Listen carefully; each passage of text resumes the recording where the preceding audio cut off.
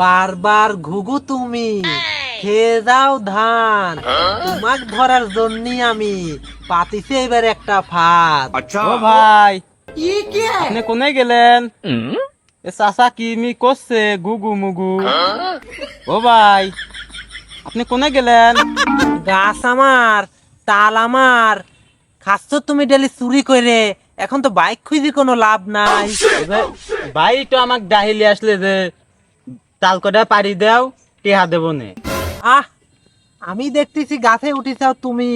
তুমি এখন বাইয়ের কথা কও, বাইয়ের কথা কয়ে তো এখন লাভ হবি না নে। প্রতিদিন রাত্রি তুমি তাল গাছে উঠতেছে, তাল পাড়ি লিয়ে যাচ্ছে। প্রতিদিন আমি দেখতেছি 2-3টি হয়ে তাল থাকতেছে না।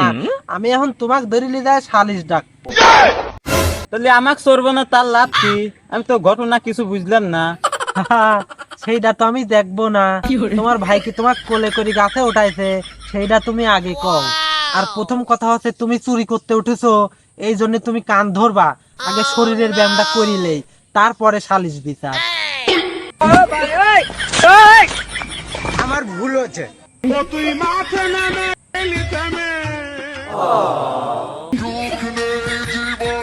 চলো এখন লিদায় তোমাকে বাইতে থুই কিন, বাকি সালিশ রাত 8টা সংবাদের পরে হোক।